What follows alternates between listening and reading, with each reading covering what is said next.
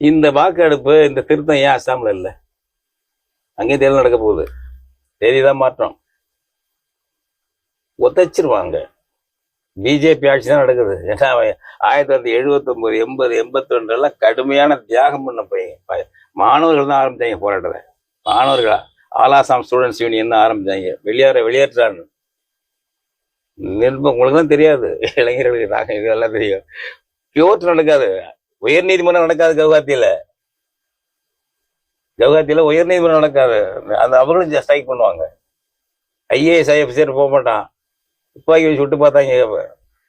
துப்பாக்கி சுட்டாக்க செத்து கொஞ்சம் பேர் செத்தான். அப்புறம் ராணுவம் வேண்டாம், நாங்கள் சுட மாட்டோம் சொல்லிடுச்சு. அவன் சும்மா உட்காந்துங்க ரோட்ல, ஆபீஸை முற்றுகிட்டு உட்காந்து அவனை போய் எப்படி சுட்டு கொள்றதுன்னு ராணுவம் மறுத்துருச்சு.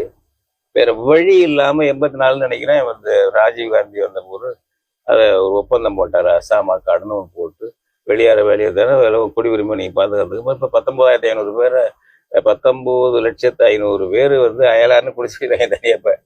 இந்த தேர்தல்ல இந்த சிறப்பு வாக்கு திருத்தம் அஸ்ஸாமுக்கு கிடையாது, புதைச்சிருவான்.